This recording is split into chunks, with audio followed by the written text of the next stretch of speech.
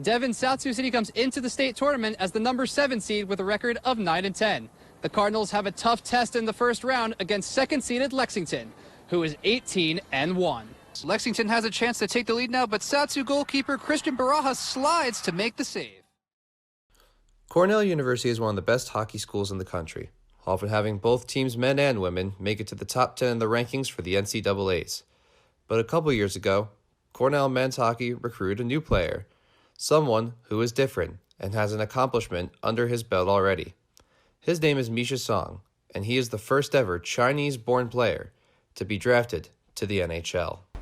Meet Talia Williams, a long jumper on the track and field team for Team USA in this year's Paralympic Games in Tokyo, Japan. Williams was born without the lower part of her left arm, but that didn't stop her from becoming a two-sport athlete at Norfolk Senior High School. I never thought I'd get to the point where I'd be as comfortable with myself as I am. So I just think getting to this point where I'm like fully comfortable with myself and I get to compete on the stage, the highest stage you can compete on. From Norfolk to Rio and now Tokyo, Williams is spreading Panther pride all around the globe. In Norfolk, Nebraska, Brett Mayerson, KTIV News 4. That sound means that youth baseball is back in Nebraska for the 2021 season. League officials and players from around the Cornhusker State are gearing up for another spring on the diamond. To be able to go out with these kids, teach these kids baseball, watch them have a good time, it means the world to me. With youth baseball back in full swing, kids, coaches, and families can now have a home run of a season. In Norfolk, Nebraska, Brett Mayerson, KTIV News 4. I'm Jeff Mayerson. In 2014, when I watched my oldest son, Brett, shadow a special needs boy in a basketball league, I saw an opportunity to provide a challenging and inspiring program to the special needs community. With my wife, Karen, and my sons, Brett and Adam, by my side, Wolves Basketball Academy was formed. We went from being this small clinic that only happens a few times a year to being this big inclusion league that happens twice a year, spring and summer, to having our clinic still in the fall and winter that has grown tremendously, to be included with the NBA at All-Star Weekend. It's just amazing. KTIV's Brett Mayerson traveled to Nebraska's smallest town to see the celebration. Since 2010, the sign for Monowai, Nebraska has said the same number for its population. 1. That one resident is Elsie Eiler. On Friday, a party was planned by the sheriffs of Knox and Boyd County at Eiler's business, the Monowai Tavern. Makes me feel very proud, but also humble to think that they apparently think that much of me, that they would go to all this work, all this bother, and, it just makes you feel good. Eiler says that she thinks of the people from the surrounding areas as family. In Monowai, Nebraska, Brett Mayerson, KTIV News 4. The competitors were from Norfolk Senior High School and Northeast Community College, each in their respective divisions. Tina Schmidt, the one controlling the robot, says there is one thing that drives her in the competition. Having that motivation to go from where you were to how you think you're going to be.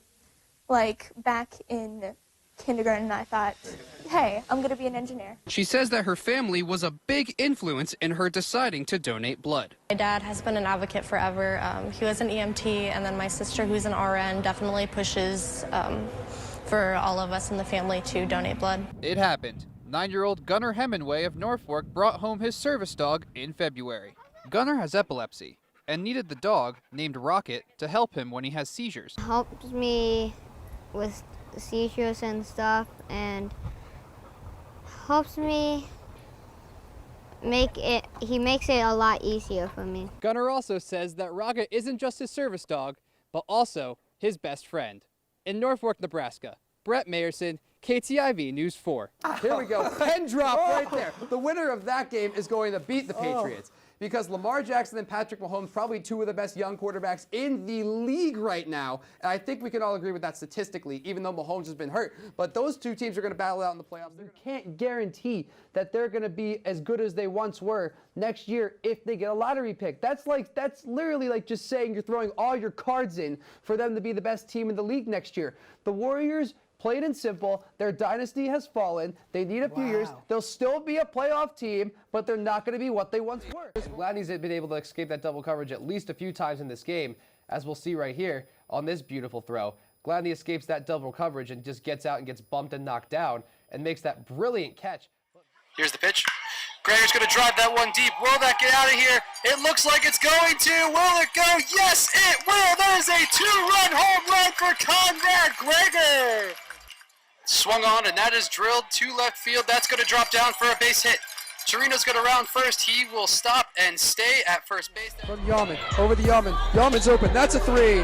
Banks it in. The bank is open. Did she call bank? Megan Yaman, 3-pointer. Cannon for the win. She got it. She got it. Grace Cannon with the 2 for the win. 0.3 seconds left on the clock.